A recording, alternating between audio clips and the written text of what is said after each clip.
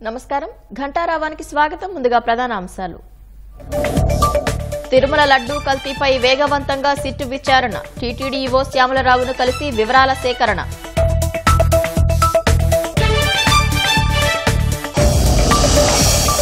విశాఖలో 8 స్క్రీన్లతో మల్టీప్లెక్స్ కట్టనున్న లులు గ్రూప్ విజయవాడ తిరుపతిలోనూ హైపర్ మార్టుల ఏర్పాటు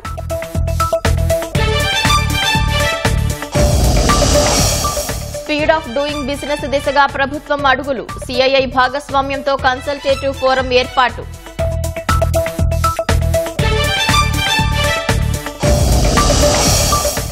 అత్యాధునిక సదుపాయాలతో టిట్కో ఇళ్లు పూర్తి చేస్తాం త్వరలోనే లబ్ధిదారులకు అందిస్తామన్న మంత్రులు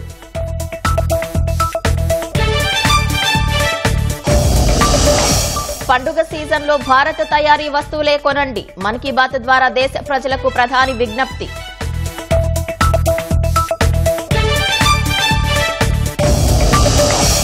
తమిళనాడు మంత్రివర్గాన్ని విస్తరించిన సీఎం స్టాలిన్ ఉప ముఖ్యమంత్రిగా ఉదయనిధికి పదోన్నతి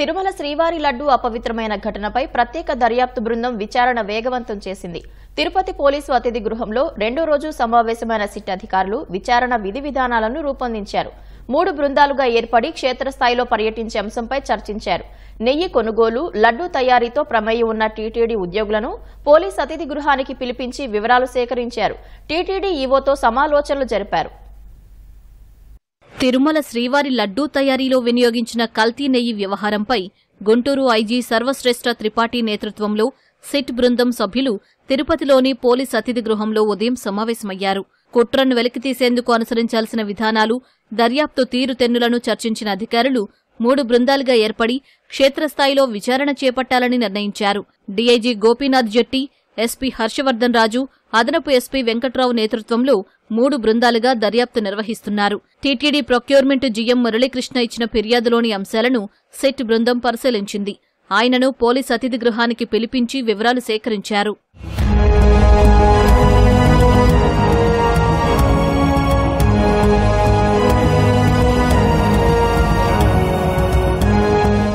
కల్తీ నెయ్యి వ్యవహారంపై రెండో రోజు విచారణ చేపట్టిన సిట్ బృందం టీటీడీ ఈవో శ్యామలరావును కలిసింది పోలీస్ అతిథి గృహంలో సమావేశం అనంతరం శ్రీ పద్మావతి అతిథి గృహం సమీపంలోని ఈవో కార్యాలయానికి వెళ్లి నెయ్యి కల్తీ వ్యవహారంపై పూర్తి వివరాలు అడిగి తెలుసుకున్నారు టీటీడీ ఫిర్యాదు ఆధారంగా ఏఆర్ డైరీ ఫుడ్ ప్రైవేట్ లిమిటెడ్పై నమోదైన కేసును సిట్ స్వాధీనం చేసుకుంది కేసు ఆధారంగా ఏఆర్ డైరీ ఫుడ్ ప్రైవేట్ లిమిటెడ్తో పాటు పలు కోణాల్లో దర్యాప్తు కొనసాగించాలని నిర్ణయం తీసుకున్నట్లు సిట్ చీఫ్ సర్వశ్రేష్ఠ త్రిపాఠి తెలిపారు తిరుపతి ఈస్ట్ పోలీస్ స్టేషన్లో రిజిస్టర్ అయిన కేసు నంబర్ 470/24 కి ఇన్వెస్టిగేషన్ కోసం సిట్ ఏర్పాటు చేయడం జరిగింది దాని పరంగా మనం నిన్న ఇక వచ్చినాక మన సిట్ కమిటీతో ఒక మీటింగ్ జరిగింది మీటింగ్ తర్వాత కేసు డైరీకి మనం తీసుకున్నాను రిక్విజిషన్ ఇచ్చాము అండ్ ది సేమ్ టైం మన ఐఓ కూడా అపాయింట్మెంట్ చేశాము ఫర్దర్ దాంట్లో కేసులో స్టడీ చేస్తూ డిఫరెంట్ టీమ్స్ మనం డిఫరెంట్ ప్లేస్లో కోసం ఇన్వెస్టిగేషన్ కోసం మనం పంపిస్తాము దానికోసం మన యాక్షన్ ప్లాన్ ఇప్పుడు మనం తయారు చేస్తున్నాము సిట్లో కంప్లైంట్ మనకేం వచ్చింది ఏఆర్ డైరీలో దాంట్లో కల్తీ నెయ్యి గురించి దీని గురించి వేరియస్ ఆస్పెక్ట్లో అన్ని కోణాలతో ఏం జరిగింది ఎలా జరిగింది మనం టీం ఫామ్ చేస్తూ ప్రతి ఒక్క సబ్జెక్ట్ మీద మనం దర్యాప్తు చేస్తాము ఇప్పుడు ఇనిషియల్ స్టేజ్ మనం వచ్చాము విచారిస్తున్నాము టైం టు టైం మీకు ఏం ఫర్దర్ ఇన్ఫర్మేషన్ ఉంటే మీకు ఇచ్చేస్తాం కోణాల మీద మనం చేస్తాము మాట్లాడతాము విచారణలో ఖచ్చితంగా ప్రతి విచారణలో టీం ఉంటాయి 2-3 teams మనం ఫామ్ చేస్తున్నాను but accordingly as per need will form more teams if it will be needed. It is at initial stage. That's why we can't tell you that how many teams we are going to form when we are going to send the teams. But certainly we are forming the teams and we have started our investigation. SIT అధికారులు 3 బృందాలుగా ఏర్పడి దొండిగల్లో AR dairy సంస్థలో తనిఖీ తిరుమల లడ్డూ పోటు లడ్డూ విక్రయ కేంద్రాల పరిశీలనతో పాటు లడ్డూ తయారీలో పాల్గొంటున్న శ్రీ వైష్ణవులను ప్రశ్నించనున్నారు నెయ్యి కొనుగోలు ఒప్పందాలు నాణ్యమైన నెయ్యి సరఫరా కోసం టీటీడీ ఏఆర్ డైరీ మధ్య జరిగిన ఒప్పందాలను తిరుపతిలోని టీటీడీ పరిపాలనా భవనంలో పరిశీలించనున్నారు గత 5 ఏళ్లు తిరుమలలో అవకతవకలు జరిగాయని తెలిసినా జగన్ వాటిని పరిష్కరించేందుకు చొరవ చూపలేదని మాజీ ఎంపీ టీజీ వెంకటేష్ విమర్శించారు.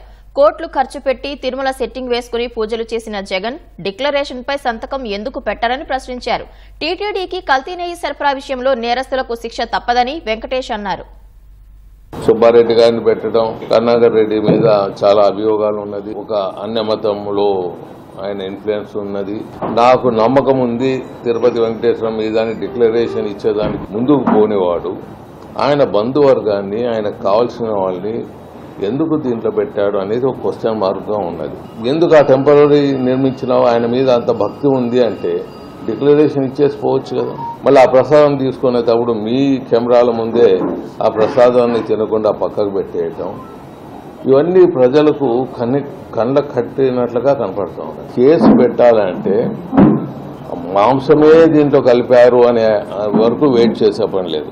పామాయిల్ కలిపినా, లేకపోతే మిక్స్డ్ ఆయిల్స్, వేరే వేరే ఆయిల్స్, రిజెక్టెడ్ ఆయిల్స్ అన్ని కలిపి వనస్పతి చేస్తే ఆ వనస్పతిని దీంట్లో కలిపినా ఇది అడల్ట్రేషన్ కింద వస్తుంది. అనిమల్ ఫ్యాట్ వాడినా, వేరేది వాడినా యాక్ట్ ఈజ్ సేమ్.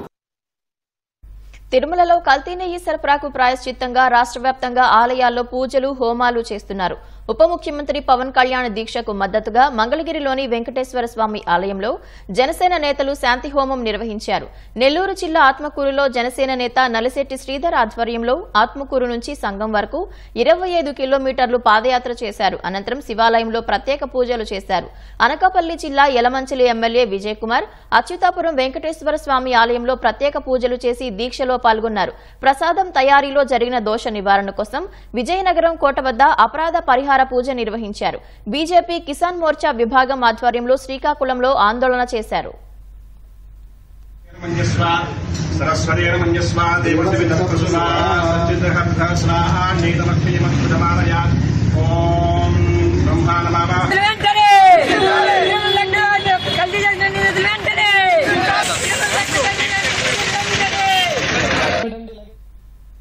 వైసీపీ సర్కారు కక్ష సాధింపులతో విశాఖ నుంచి వెళ్లిపోయిన లులు గ్రూపు కూటమి ప్రభుత్వ సానుకూల ధోరణితో మళ్లీ అక్కడి నుంచే ఆంధ్రప్రదేశ్లో పెట్టుబడుల ప్రస్థానం ప్రారంభించాలని నిర్ణయించింది. విశాఖలో 8 స్క్రీన్లతో కూడిన ఐమాక్స్ మల్టీప్లెక్స్ తో పాటు అంతర్జాతీయ స్థాయి షాపింగ్ మాల్ పెడుతున్నట్లు Lulu group international chairman Yusuf Ali ప్రకటించారు. విజయవాడ, తిరుపతి నగరాల్లోనూ అత్యాధునిక హైపర్ మార్ట్లు ఏర్పాటు చేస్తామన్నారు. ఏపీలో ఆధునిక ఫుడ్ ప్రాసెసింగ్, లాజిస్టిక్ సెంటర్లు ప్రారంభించాలని నిర్ణయించామన్నారు. శనివారం చంద్రబాబుతో చర్చలు జరిపిన ఫలవంతమైనట్లు యూసుఫ్ అలీ సంతోషం వ్యక్తం చేశారు. సామాజిక మాధ్యమం ఎక్స్ వేదికగా చర్చల వివరాలను పంచుకున్నారు. లులు బృందానికి ప్రస్తుత ఏపీ ప్రభుత్వం నుంచి సాదర స్వాగతం లభించిందని, ముఖ్యమంత్రి చంద్రబాబుతో 18 ఏళ్లు సుదీర్ఘ అనుబంధం ఉందని అలీ గుర్తు చేసుకున్నారు. రాష్ట్రంలో స్పీడ్ ఆఫ్ డూయింగ్ బిజినెస్ దిశగా కూటమి ప్రభుత్వం అడుగులు వేస్తోంది. పెట్టుబడిదారుల సమస్యలు నేరుగా ప్రభుత్వం దృష్టికి తెచ్చేలా కన్సల్టేటివ్ ఫోరం ఏర్పాటు చేస్తూ పరిశ్రమల శాఖ ఉత్తర్వులు ఇచ్చింది. విజయవాడలో ఇటీవల నిర్వహించిన సదరన్ రీజనల్ సదస్సులో సీఐఐ ప్రతినిధులు ఈ మేరకు ప్రతిపాదించగా వారంలోనే కన్సల్టేటివ్ ఫోరం ఏర్పాటు చేస్తామని మంత్రి లోకేష్ హామీ ఇచ్చారు. దానికి అనుగుణంగా రాష్ట్ర ప్రభుత్వం సీఐఐ భాగస్వామ్యంతో కన్సల్టేటివ్ ఫోరం ఏర్పాటు చేస్తూ జీవో ఇప్పించి పెట్టుబడిదారుల్లో నమ్మకం కల్పించారు. ఆర్టీజీఎస్ మంత్రి లోకేష్ సారథ్యంలో ప్రాథమికంగా 2 ఏళ్ల కాలపరిమితితో పనిచేయనున్న ఈ ఫోరం పెట్టుబడులు ఆకర్షించేందుకు ప్రభుత్వం, పారిశ్రామికవేత్తల మధ్య అనుసంధానకర్తగా వ్యవహరించనుంది. రాష్ట్రంలో పెట్టుబడుల అనుకూల వాతావరణం, పారిశ్రామికవేత్తలకు సింగిల్ పాయింట్ ఆఫ్ కాంటాక్ట్ కోసం ఇప్పటికే ఎకనామిక్ డెవలప్మెంట్ బోర్డును ప్రభుత్వం పునరుద్ధరించింది. టీడీపీపై కక్షతో టిట్కో ఇళ్లను పేదలకు ఇవ్వకుండా జగన్ నిర్లక్ష్యం చేశారని మంత్రులు నిమ్మల రామానాయుడు, పొంగూరు నారాయణ ఆగ్రహం వ్యక్తం చేశారు. తెలుగుదేశం హయాంలో 85% పూర్తయిన నిర్మాణాలను పాడుపెట్టారని మండిపడ్డారు. పశ్చిమ గోదావరి జిల్లా పాలకులలో టిట్కో ఇళ్లను అమాత్యులు పరిశీలించారు. పెండింగ్ పనులు పూర్తి చేసి అత్యాధునిక సదుపాయాలతో టిట్కో ఇళ్లకు పూర్వ వైభవం తెస్తామని లబ్దిదారులకు భరోసా ఇచ్చారు. మరి ఏదైతే ఆ రోజు ఇచ్చినటువంటి మాట తప్పి ఆయన ఏదైతే బ్యాంకులకి ఏదైతే లోన్స్ పెట్టాడో వీళ్ళ ఒక్కొక్కరి దగ్గర నుంచి 3,65,000 రూపాయలు గుంజుకున్నాడు. మరి ఆ 3,65,000 రూపాయలు పెట్టి వాళ్ళ ఇల్లు బాగు చేయలేదు, పెట్టి పని చేశాడంటే ఇక్కడ పని చేయలేదు. అంటే ఇక్కడ పని చేయలేదు కాబట్టి టిట్కో అకౌంట్ లో అమౌంట్ ఉంటుంది కదా అని అనుకున్నాం. కానీ అధికారులకు వచ్చి చూస్తే అక్కడ ఖాళీ. అంటే టిట్కో అధికారులు అడిగితే వాళ్ళ దగ్గర కూడా మా దగ్గర ఏమీ లేవు సార్. ఆ రోజే గవర్నమెంట్ లోకి మీరు మధ్యాహ్నం సంతకం పెట్టేవారు, 1 గంటలో మీకు మెసేజ్ వచ్చేది. తర్వాత రోజు జగన్మోహన్ రెడ్డి గవర్నమెంట్ అకౌంట్ లోకి పోయేది, ఇంత క్లోజ్. అంచేది ఇటువంటి మోసం దగా చేశారు. కానీ ఆ అమౌంట్ ను కూడా డైవర్ట్ చేసుకున్న వేరే వాటికి ఎట్లా ఉపయోగించుకోవడం అది కూడా దర్యాప్తు కూడా చేయవలసిన పరిస్థితి ఉంది. ఆ రోజు ఎమ్మెల్యేలు తెలుగుదేశం కలర్స్ చేయాలంటే ముఖ్యమంత్రి గారు ఒప్పుకోవాలా. బయట పెద్ద పెద్ద అపార్ట్మెంట్ కి ఎలాంటి కలర్స్ ఉంటాయో అలాంటి రంగులు డిజైన్ చేయించినారని అన్నాడు. అలాంటి కలర్స్ వేస్తే తీసుకొచ్చి కలర్స్ వేశారు. పాప మా కలర్స్ వేసిన డబ్బులు లేదంటే ఇంకా వాళ్ళంతా వచ్చి లభోదివో సార్ కలర్స్ వేసేయమన్నారు. దానికి టెండర్ లేదు, ఏమీ లేదు. ప్రతి ఇంటికి ఆ రోజు డిజైన్ చేసింది ఏంటంటే 3,90,000 రాష్ట్ర ప్రభుత్వం పెట్టేదట్టుగా, మిగతాది ఏదైనా అంటే కొద్దిగా లోన్ ఇప్పిస్తే యాక్చువల్ గా కట్టుకుని చేశాం. అయితే వచ్చిన జగన్మోహన్ రెడ్డి గారు దాన్ని గందరగోళం చేశారు. బ్యాంకుల్లో లోన్ తీసేసుకున్నాడు. దేనికి డైవర్ట్ చేశారో తెలియదు. బ్యాంకులో మిమ్మల్ని పట్టుకుంటున్నారు. ఇలా గందరగోళం ఉంది. ముఖ్యమంత్రి గారితో మాట్లాడి దీని మీద ఒక డెసిషన్ తీసుకుని ముందుకు పోతామని మీ అందరికీ తెలియజేస్తున్నాను. సాంకేతిక సమస్యల వల్ల పరిహారం అందని విజయవాడ వరద బాధితులకు సోమవారంలోగా పంపిణీ చేసేందుకు ప్రభుత్వం ప్రయత్నిస్తోంది. మొత్తం 4 లక్షల మంది వరద బాధితులకు 602 కోట్ల రూపాయల పరిహారం చెల్లించాల్సి ఉండగా ఇప్పటిదాకా 569 కోట్ల రూపాయలని నేరుగా బాధితుల బ్యాంకు ఖాతాల్లో జమ చేశారు. బ్యాంకు ఖాతాలు యాక్టివ్గా లేకపోవడం వంటి కారణాలతో దాదాపు 3,500 మందికి సంబంధించిన నగదు వెనక్కి వచ్చింది. ముఖ్యమంత్రి కార్యాలయ సిబ్బంది పర్యవేక్షణలో వరద బాధితులకు అధికారులు ఫోన్లు చేసి వాడుకలో ఉన్న బ్యాంకు ఖాతాలు ఇమ్మని కోరుతున్నారు. మరోవైపు విజయవాడ వరద సహాయక చర్యలు, సాయం పంపిణీలో భాగస్వాములైన వారిని సీఎం చంద్రబాబు అభినందించనున్నారు. వివిధ శాఖల ఉద్యోగులు, పారిశుధ్య కార్మికులు, స్వచ్ఛంద సంస్థలతో సోమవారం విజయవాడ కలెక్టరేట్లో సమావేశం కానున్నారు. వరద బాధితులకు జగన్ సాయం చేయకపోగా ప్రభుత్వంపై బురద చల్లటం మంచి పద్ధతి కాదని మంత్రి డోలా బాల వీరాంజనేయ స్వామి అన్నారు. వరద బాధితులకు ₹1 కోటి విరాళం ప్రకటించిన జగన్ నేటికి ఎవరికి ఇచ్చారో కూడా తెలియదన్నారు. ప్రకాశం బ్యారేజ్ పగలగొట్టే కుట్ర చేశారని మండిపడ్డారు. వరదల్లో గతంలో ఎవరూ చేయని విధంగా ఒక మనసున్న ప్రభుత్వం, ఎన్డీఏ ప్రభుత్వం మొట్టమొదటిసారిగా మంచి ప్యాకేజ్ ఇచ్చింది. అక్కడ ఉన్న ప్రాంతంలో అందరూ కూడా సంతోషంగా ఉన్నారు. కొంతమంది ఏదో బ్లూ మీడియా కానీ ఇట్లాంటి ఏదో వాళ్ళకి లేదు వీళ్ళకి లేదు అని చెప్పేసి అపోహలు ప్రచారం చేస్తున్నారు. మేము ఎన్యూమరేషన్ చేశాం. ఏ ఒక్క వ్యక్తికి ఎటువంటి రాజకీయాలకు అతీతంగా, ఎందుకంటే ఆ ప్రాంతంలో మేము కూడా సేవలు అందించాం. అటువంటి అవతల పార్టీ వాళ్ళే కీర్తించారు. దాని గురించి వీళ్ళెవరు కూడా మాట్లాడడం మంచి పద్ధతి కాదు. చేతైతే సాయం చేయాలి. ₹1 కోటి ఇస్తామన్నారు, ఎవరికి ఇచ్చారో తెలియదు. 3 గంటలు తిరిగారు 3 రోజుల్లో, ఒకరోజు కాదు. ఏమన్నా చేసినటువంటి పరిస్థితి ఉందా? బురద జల్లారు, ప్రకాశం బ్యారేజ్ పగలగొట్టే ప్రయత్నం చేశారు. నీ కోట్లు వేసిన వాళ్ళు కూడా ముంచలే ప్రయత్నం చేశావు. నీ బుద్ధి అది. మేము కన్స్ట్రక్షన్ చేసేవాళ్ళు, మీరు విధ్వంసం చేసేవాళ్ళు. అందుకే ప్రజలు మిమ్మల్ని ఇంటికి పరిమితం చేసిన విషయం గమనించుకోవాలి. సత్యసాయి జిల్లాలో ఉరుములు మెరుపులతో కూడిన వర్షం కురిసింది. గోరంట్ల మండలంలో పిడుగుపడి దంపతులు మృత్యువాత పడ్డారు. భారీ వర్షానికి రహదారులపైకి నీరు చేరి ప్రజలు ఇబ్బందులు పడ్డారు. పుట్టపర్తి, హిందూపురంలో లోతట్టు ప్రాంతాలు నీట మునిగాయి. సత్యసాయి జిల్లా గోరంట్ల మండలం దిగువ గంగంపల్లి తండాలు పిడుగుపాటుకు దంపతులు మరణించారు. కుమారుడితో కలిసి పశువుల పాకలో ఉండగా పిడుగు పడింది. ఈ ఘటనలో దంపతులతో పాటు 2 పాడి ఆవులు అక్కడికక్కడే మృతి చెందగా తీవ్రంగా గాయపడిన కుమారుడిని పుట్టపర్తి ప్రభుత్వాసుపత్రికి తరలించారు. ఈ ఘటనపై మంత్రి సవిత దిగ్భ్రాంతి వ్యక్తం చేశారు. మృతుల కుటుంబానికి పరిహారమిచ్చి ఆదుకుంటామని మంత్రి తెలిపారు. తెల్లవారుజామున తనకల్లులోని సాయిబాబా మందిరంపై పిడుగు పడింది. ఆలయ గోపురం స్వల్పంగా దెబ్బతింది. ఘటనా స్థలిని ఎస్ఐ గోపి పరిశీలించారు. పిడుగు ప్రభావం స్వల్పంగా ఉండటంతో స్థానికులు ఊపిరి పీల్చుకున్నారు. శనివారం రాత్రి కురిసిన భారీ వర్షానికి పుట్టపర్తి జలమయమైంది. రహదారులపై వర్షపు నీరు చేరింది. మురికి కాలువలు పొంగి పొర్లడంతో రోడ్లన్నీ అస్తవ్యస్తంగా మారాయి. వాహనదారులు తీవ్ర ఇబ్బందులు పడ్డారు. సత్యమ్మ దేవాలయం చుట్టూ వరద చేరింది.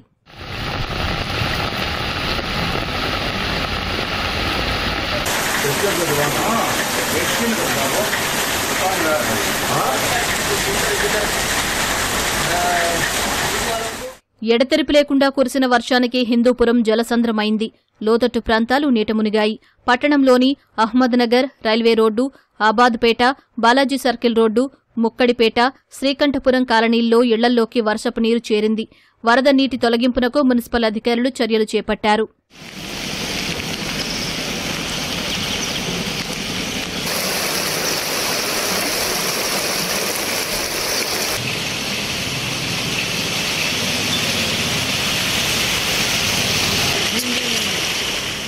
మడకసిరలో ఉరుములు మెరుపులతో కూడిన వర్షం కురిసింది. కాలువలు పొంగి పొర్లడంతో రోడ్లు జలమయమయ్యాయి. వైసీపీ ప్రభుత్వానికి అనుకూలంగా పనిచేసిన మల్లికార్జునను ధర్మవరం మున్సిపల్ కమిషనర్గా నియమించడాన్ని తెలుగుదేశం నేత పరిటాల శ్రీరామ్ తప్పుపట్టారు. ఈ విషయంలో కూటమి పార్టీల కార్యకర్తలు అసంతృప్తిగా ఉన్నారన్నారు.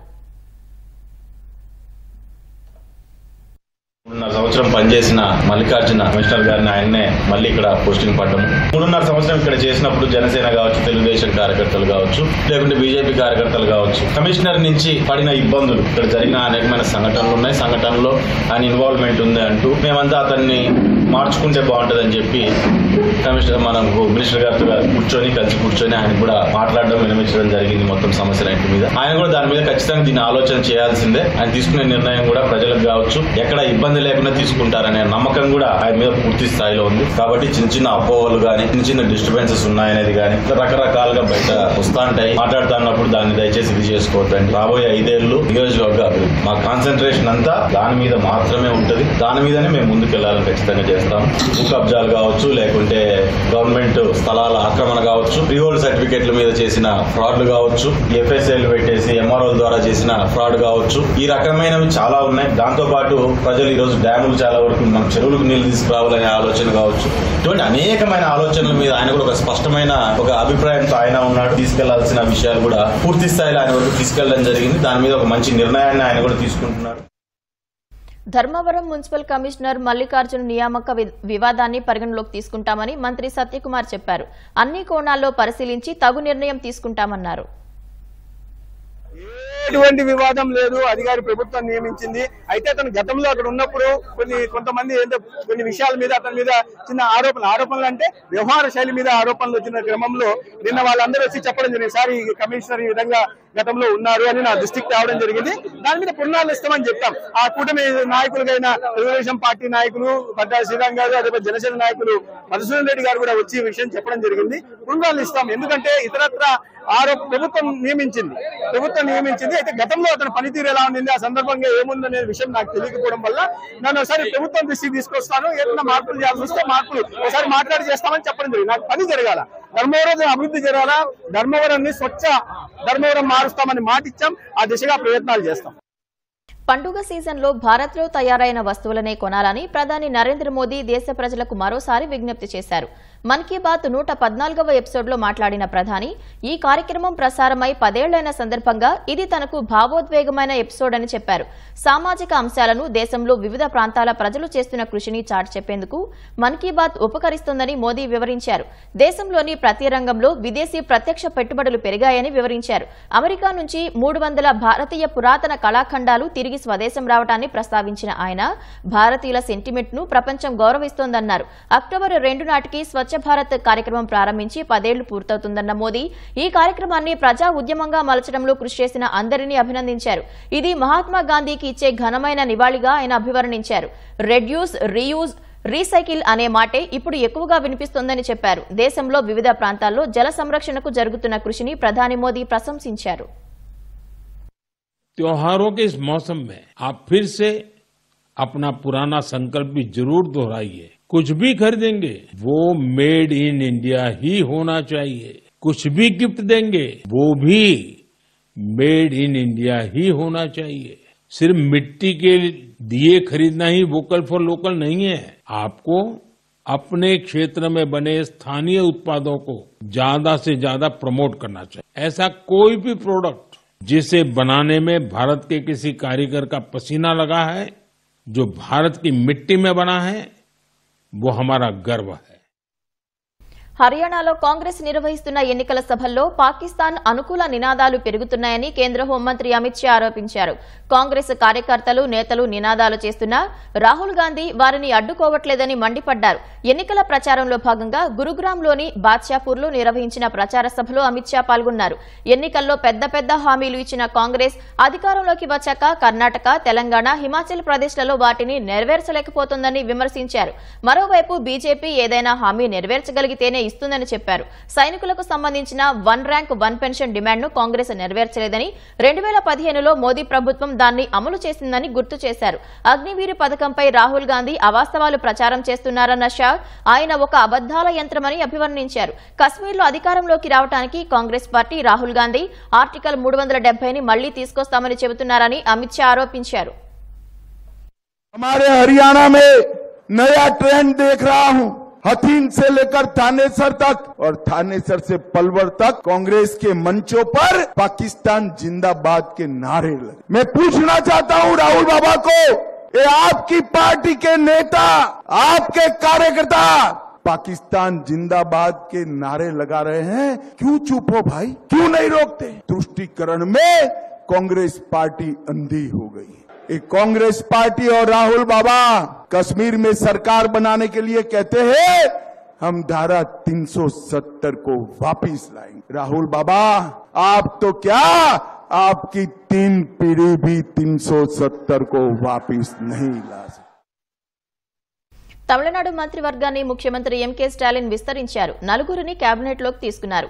15 నెలలు జైలులోనే ఉండి బెయిల్పై బయటకు వచ్చిన డీఎంకే నేత వి సెంథిల్ బాలాజీ మంత్రిగా ప్రమాణ స్వీకారం చేశారు. చెన్నై రాజ్భవన్లో జరిగిన కార్యక్రమంలో బాలాజీ మరో 3 ఎమ్మెల్యేలతో గవర్నర్ ఆర్ఎన్ రవి మంత్రులుగా ప్రమాణం చేయించారు. బాలాజీతో పాటు ఆర్ రాజేంద్రన్, గోవి చెజియాన్, ఎస్ఎం నాసర్ మంత్రులుగా ప్రమాణ స్వీకారం చేశారు. సెంథిల్ బాలాజీకి విద్యుత్, ఎక్సైజ్ శాఖలను సీఎం కట్టబెట్టారు.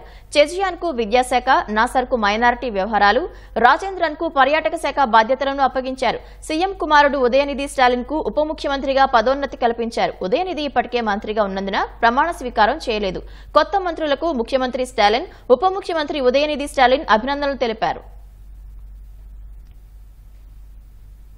సెంట్రల్ గాజాలో హమాస్ మిలిటెంట్లు ఉపయోగించిన సుమారు 1 కిలోమీటరు పొడవు ఉన్న సొరంగాన్ని ధ్వంసం చేసినట్లు ఇజ్రాయెల్ మిలిటరీ తెలిపింది. ఈ సొరంగాల్లో నిర్మించిన అనేక గదులను ఆశ్రయం పొందేందుకు, ఆయుధాలను భద్రపరిచేందుకు హమాస్ మిలిటెంట్లు వినియోగించినట్లు పేర్కొంది. అంతేకాకుండా గతేడాది అక్టోబర్ 7న ఇజ్రాయెల్ పౌరులపై జరిగిన మారణకాండలో బందీలుగా చిక్కిన వారిని ఐడీఎఫ్ దళాలు గుర్తించకుండా అక్కడే దాచినట్లు తెలిపింది. నివాస భవనాల సమీపం నుంచి వెళ్తున్న ఆ సొరంగాన్ని ధ్వంసం చేసిన వీడియోను ఇజ్రాయెల్ తాజాగా విడుదల చేసింది.